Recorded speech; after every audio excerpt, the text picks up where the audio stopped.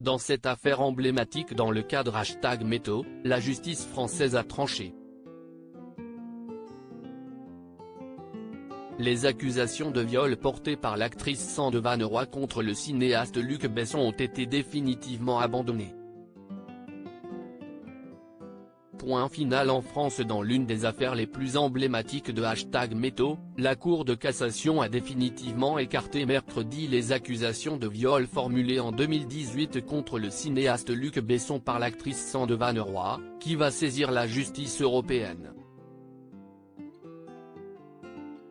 Dans sa décision dont l'AFP a eu connaissance, la plus haute juridiction judiciaire a prononcé la non-admission du pourvoi, faute de moyens juridiques. Cette décision met donc un terme définitif à cette procédure initiée en 2018, durant laquelle Luc Besson a été systématiquement innocenté, s'est félicité Thierry Marambert, avocat du cinéaste qui avait reçu en cassation l'appui de Patrice Spinozzi. Je me félicite de cette procédure exemplaire, laquelle a permis la manifestation de la vérité qui est que Luc Besson est innocent, a-t-il ajouté. La plaignante, Sande Vanneroy, a immédiatement réagi sur Twitter, une nouvelle fois. La justice française refuse de se pencher sur des éléments de preuve du dossier. Je continue les procédures en cours et je vais saisir la Cour européenne des droits de l'homme, a-t-elle ajouté. L'actrice belgo-néerlandaise de 35 ans avait déposé une plainte pour viol le 18 mai 2018, quelques heures après un rendez-vous dans un palace parisien dont les protagonistes ont donné deux versions différentes. Pour Sande Vanneroy, l'influ cinéaste lui avait imposé une pénétration digitale, source d'évanouissement, malgré ses injonctions à arrêter.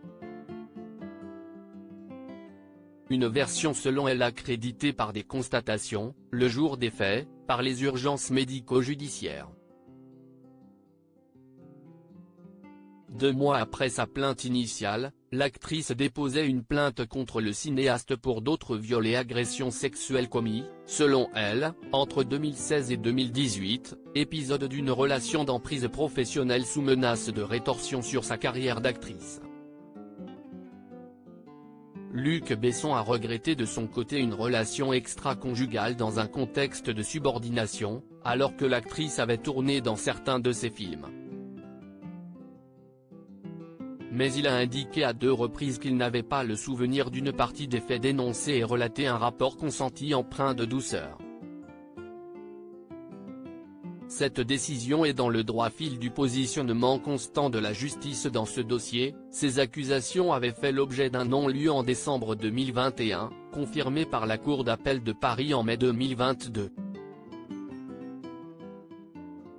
Les magistrats de la Cour d'appel avaient balayé les témoignages de 3 femmes obtenus au cours de l'enquête et contestés par Luc Besson, qui évoquaient des bisous dans le cou jusqu'à une tentative de viol sous possible menace de rétorsion professionnelle.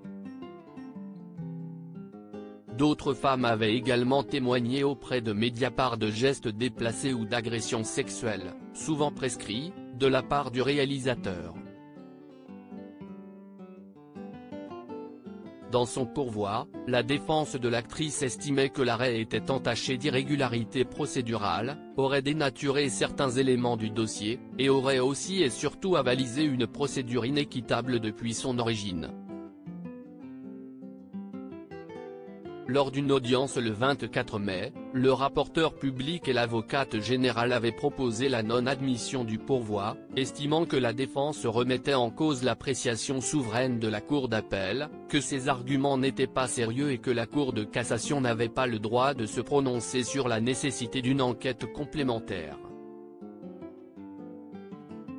Le réalisateur et producteur de 64 ans, connu pour Le Grand Bleu, Le Cinquième Élément, Léon ou Lucie, a été l'une des principales figures françaises prises dans la vague d'accusations de femmes qui affirment avoir été victimes de viols ou d'agressions sexuelles dans la foulée de la chute du producteur américain Harvey Weinstein en octobre 2017.